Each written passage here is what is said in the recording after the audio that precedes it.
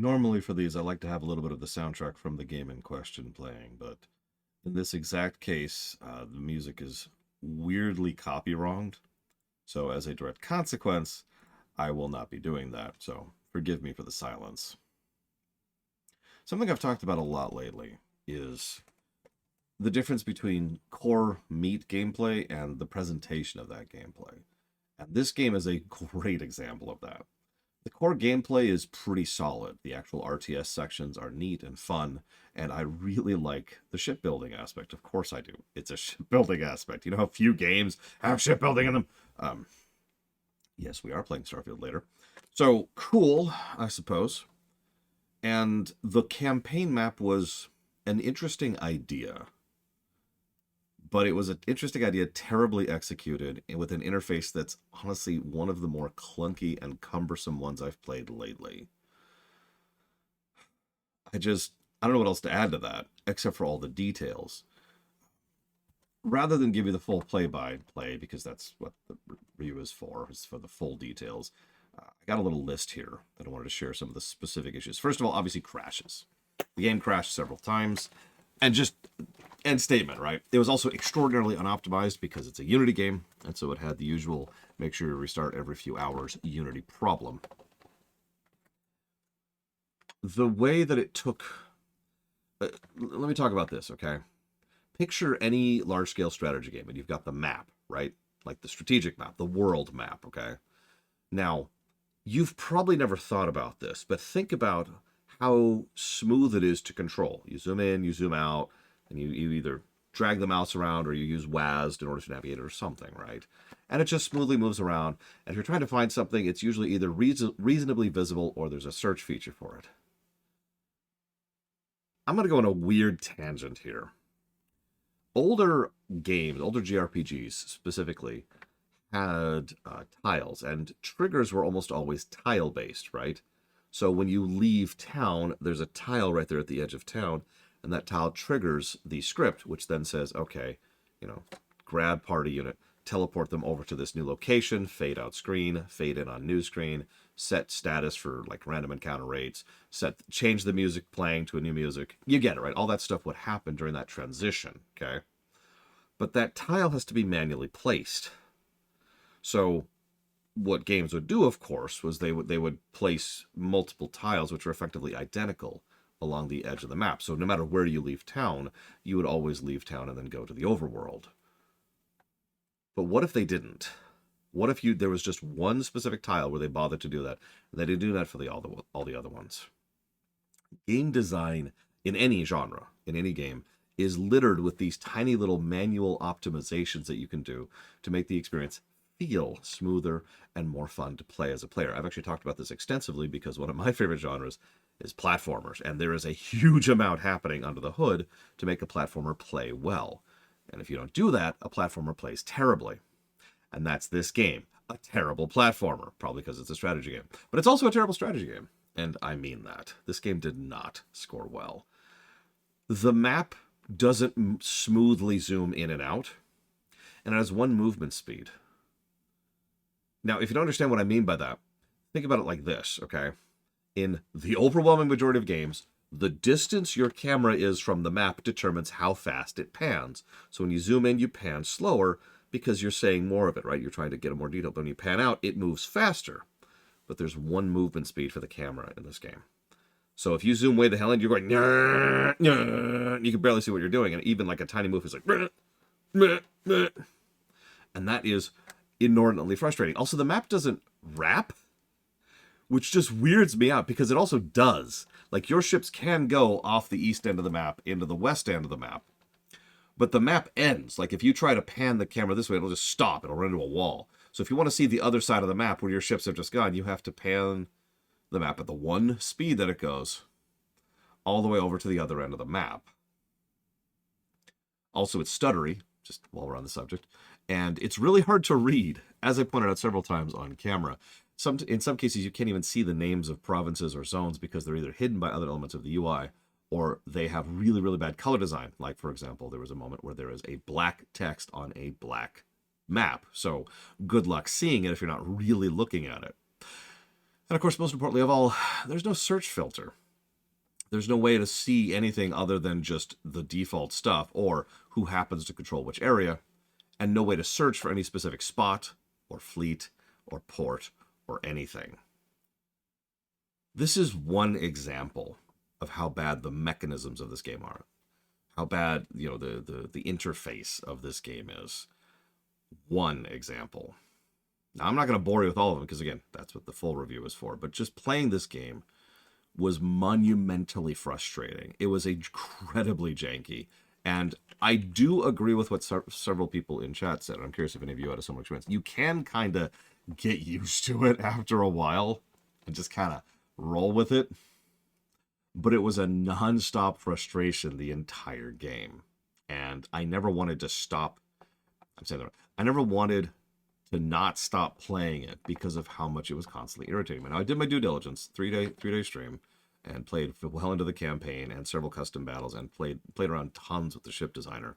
But oh my god. And this isn't even getting into some other issues, because issues like that probably could be patched out. But then there's issues with things like naval invasions. This is the second and of two. I'm only going to share two things with you that really bothered me about this game. Actually, three. We'll go up to three. A little bit of a bonus. We'll talk about tutorialization first, because that's actually easier. There are no tutorials in this game at all. That's already problematic when you have what is functionally a simulator game that has ludicrous amounts of complexity and depth to it. But it's actually worse than that, because in addition to having no tutorial, it also has a bad tutorial. So at any point in time, you can hit H, which pops up a wiki. Cool. Problems. First of all, the wiki doesn't list all the information. There were several key things that the wiki never listed. There's some mechanics of this game I had to do my own research on my own time instead of taking a break, during my lunch break, for example, in order to figure out what the hell was actually going on with the mechanics. So not all the information is there. And the information isn't always where it, for lack of a better way to put it, should be. In some cases, the information is in a completely separate category. It's there somewhere. Yes, of course, there's no search feature. So the only way to actually parse the wiki, the in-game help menu, is just to read everything, which brings me, of course, to the final thing. It's long and not particularly well organized. Non-informative, no search feature, information in the wrong place, way too long and badly parsed. Not a great tutorial. Third problem with the game, naval invasions. There's a concept in game design called indirect control. It's when you don't directly control something, but you, the player, have the ability to kind of guide what's happening. If you've ever played any of the old Overlord games, for example, you're probably familiar with this concept. And it crops up here and there in different genres. And it's always really tricky to get right, because you want the player to still feel like they're doing something. And you want the player to still be involved, because this is still a video game and we're still trying to game our way through it. But at the same time, it's a fascinating concept, and I do agree that it's the kind of thing that can work in many cases. So in this case, you play the head of, you effectively play the navy of a specific nation, the whole navy. That's you. You don't play the nation. You don't play an individual. You're the navy. So your goals and desires are not necessarily aligned with your own country's, and your own country does its own thing completely separate of you. I'm already in favor of this idea. This sounds kind of cool, playing one particular branch of the government and kind of playing against your own government and other governments for your own benefit. It actually sounds like fun. I'm with that. A little too depressing from a real-life perspective, but still pretty fun from a game perspective. That's true for a lot of things, too. You wouldn't want to live in Fallout, would you?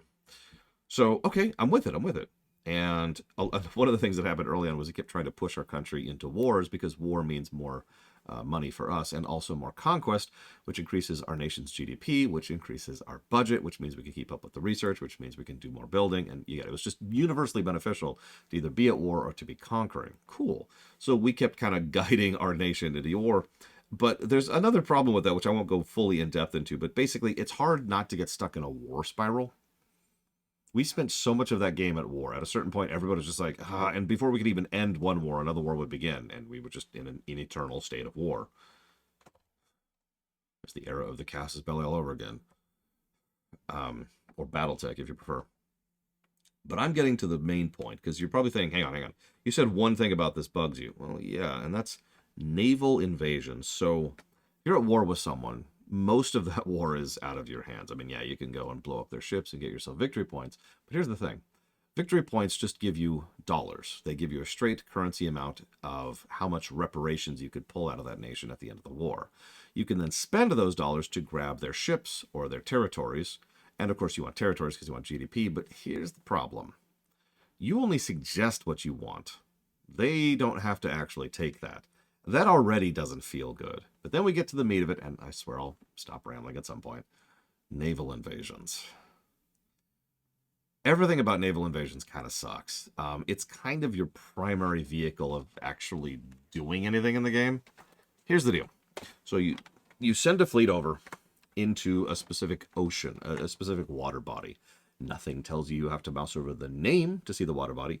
Also, in order to see an invasion, you have to mouse over the thin red line, not the arrow, not the destination, or not the army, not what's attacking, not what's being attacked, but the line. That's what you mouse over to get the information. But no, so you have to get over into a specific sea, and you have to have ships present, and then you can go into the politics menu, and you, the Navy person, can say, we're going to support a Navy invasion right here. Cool. Now, there is one thing in that menu which only shows up if you've already started declaring a naval invasion. Now, you can back out at that point. But the only way to see how much tonnage is required to take a port is to already be at the point of trying to take the port. You've already committed the ships out, and you've already started the invasion, which you can then cancel. So that's already bad info in game and bad cross-referencing. But then you get to the point of you have to have at least 100,000 tons of ship present to start an invasion. Period. That's a hard rule. Now, how much is required to maintain the invasion? That's much more debatable. Some places only require 2,000 tons instead of 100,000 tons. Some places require 187,000 tons. I've seen much higher than that. It depends on a few factors, none of which is really explained in the game, of course. And those factors can actually change dynamically as time goes on, based on enemy ships, based on your ships, and based on how the battles are going. Also, a naval invasion doesn't actually get you any victory points. In fact, it can actually cost you victory points, depending, even if you've successfully conquered it. Now, here's the thing. A successful naval invasion conquers a spot. It's yours.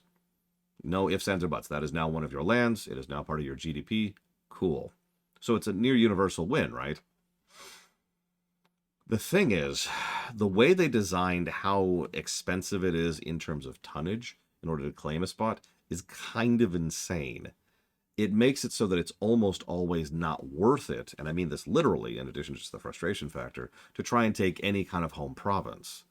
Because it's just not going to happen. You require so much tonnage, again, in the 200,000 plus range of ships. Tons upon tons of ships just sitting out there burning millions and millions of dollars every month just to exist in order to maintain that thing, in order to grab something back, which will get you, the naval person, in return, a percent of a percent every month.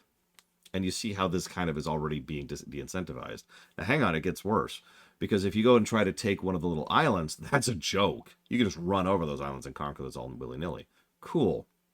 But that already is something that you're de-incentivized to do, because the GDP they give you is also minuscule. And remember, you need that 100,000 tonnage, period.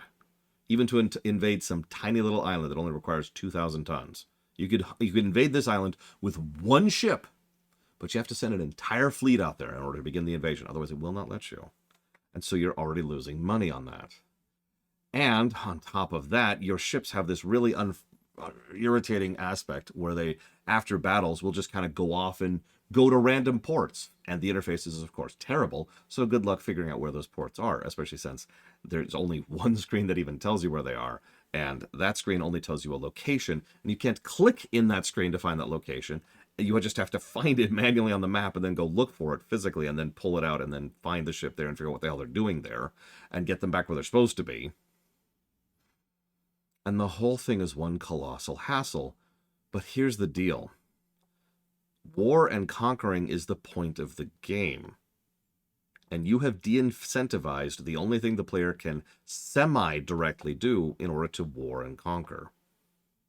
I'm not even mentioning the fact that even with proper tonnage, you get a percentage chance of invading, which is based on their population, your logistics, your army, and their army. All factors you have absolutely no say in. It's just something that's happening behind the scenes. Now, that can be save scummed, although I suppose I'll add a fourth thing to the list and complain about the fact that the save system is awful.